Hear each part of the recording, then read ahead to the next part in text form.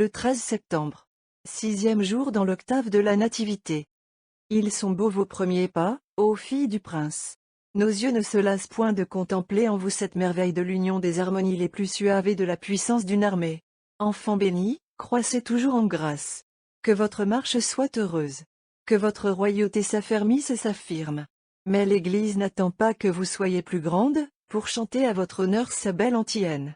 Réjouissez-vous, Vierge Marie, vous avez seule détruit toute hérésie dans le monde entier.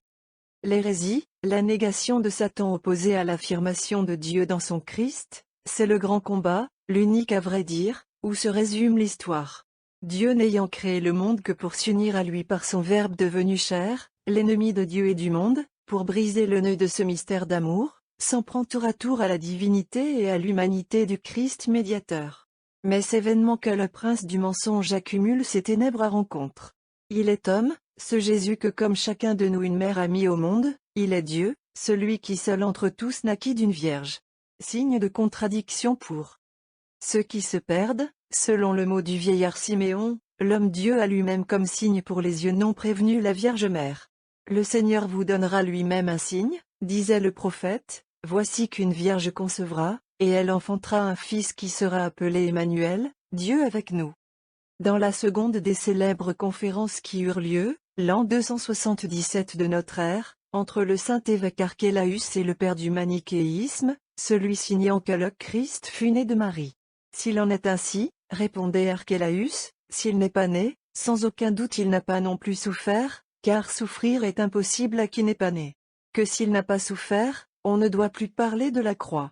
Et la croix mise de côté, Jésus n'est pas ressuscité des morts.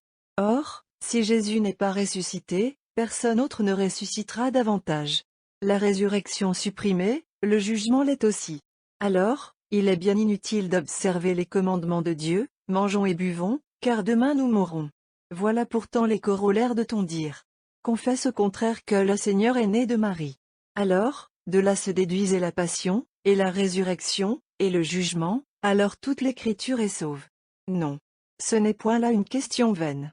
Car, de même que toute la loi et les prophètes sont contenus dans les deux préceptes de l'amour, de même toute notre espérance est suspendue à l'enfantement de la bienheureuse Vierge. L'Église de Milan, qui célèbre à la date fixe du 11 septembre la fête du très saint nom de Marie, chante audit jour cette belle préface en parfait accord avec les sentiments que la radieuse octave nous inspire. Préface.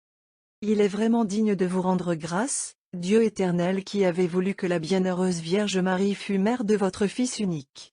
Car il ne convenait pas qu'un Dieu eût d'autre mère qu'une Vierge, ni une Vierge d'autre Fils qu'un Dieu. Comme au nom de Jésus tout genou fléchit devant votre divine majesté, au ciel, sur la terre et dans les enfers.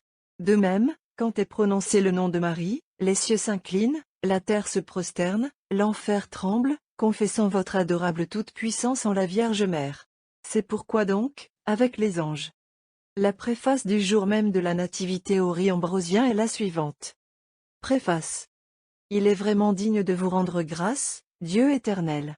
Car nous célébrons le jour de la précieuse naissance où la très glorieuse Mère de Dieu, l'Immaculée Vierge Marie, étoile brillante et merveilleuse, resplendit sur le monde. C'est elle qui a rouvert pour nous la porte de la vie éternelle fermée par Ève au paradis, qui nous a ramenés des ténèbres aux joies de l'antique lumière. Par Jésus-Christ.